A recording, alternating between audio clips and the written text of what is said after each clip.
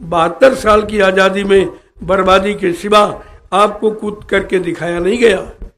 मैं 12 वर्ष से लगातार यही संदेश देता हूँ, दोहराता हूँ कि सावधान हो जाओ ऐसे लोगों से जो न देश के हित में हैं, न समाज के हित में हैं, न मानव इंसान के हित में हैं। ऐसे लोगों से दूर हो जाओ। लेकिन तुम कभी नहीं छुटकारा पाओ, ना तुम्हारे पास कोई पहचान है। लोग मार खाते हो, फिर वहीं घुसते हो, वहीं रहते हो। कितनी मार पड़ रही महंगाई की, कोई समझ रहा? बेरोजगारी कितनी बड़ी मार। आज पढ़ा लिखा बच्चा दर दर की ठोकरें खा रहा, लेकिन तुम रहोगे वहीं जहाँ से गरीबी बढ़ेगी, बेरोजगारी बढ़ेगी, अनीति बढ़ेगी, अन्याय बढ़ेगा, असत्य बढ़ेगा, अधर्म बढ़ेगा। तुम रहोगे वहीं पर, क्योंकि तुम्हारे में भी कोई पहचान नहीं। हमको आज 12 वर्ष कहते कहते हो, किसी ने समझा? नहीं समझोगे तो रोते रहोगे ऐसे, हमारा क्या करो? तो तुम्हारे लिए आवाज लगाई गई थी। जब तक तुम इस आवाज से नहीं जुड़ोगे, ये संगठित नहीं हो गए, मैं लिख के देखता कोई भी माई का लाल हिंदुस्तान को सुख शांति नहीं दे सकता। ये इनकी बस की बात नहीं, स्वार्थियों की बस की बात। जिन्होंने सुख शांति दी है उन्होंने अपने आप को न्यौछावर कर दिया। जिनके अंदर अपना कोई स्वार्थ नहीं, कोई लोभ लालच, कोई मान सम्मान, किसी तरह कुछ नहीं चाहिए, उन्होंने लोगों की चाहत को पूरा किया। और जिनको खुद ही सब कुछ चाहिए तो तुम्हारी चाहत कहाँ से पूरा करेंगे? और तुम इसी नीति को अभी तक नहीं समझ पाए हो। 72 साल हो गए तुमको लूटते और लूटते, 72 साल हो गए।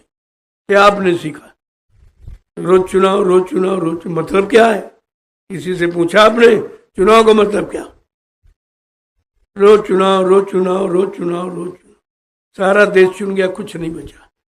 चुनाव का मतलब था कि तुमने जिनको चुना उन लोगों ने जनता के हित का कोई काम चुना तक। यह चुनाव तो इसीलिए व्यक्त किया जाता कि भाई ये हमारा अच्छा काम करेगा, हमको न्याय देगा, हमारी सुरक्षा करेगा, रोजी रोटी की व्यवस्था करेगा। इसके लिए आपने चुनाव करते हो। यहाँ तो परेशानियाँ दिन पर दिन बढ़ती जा रही।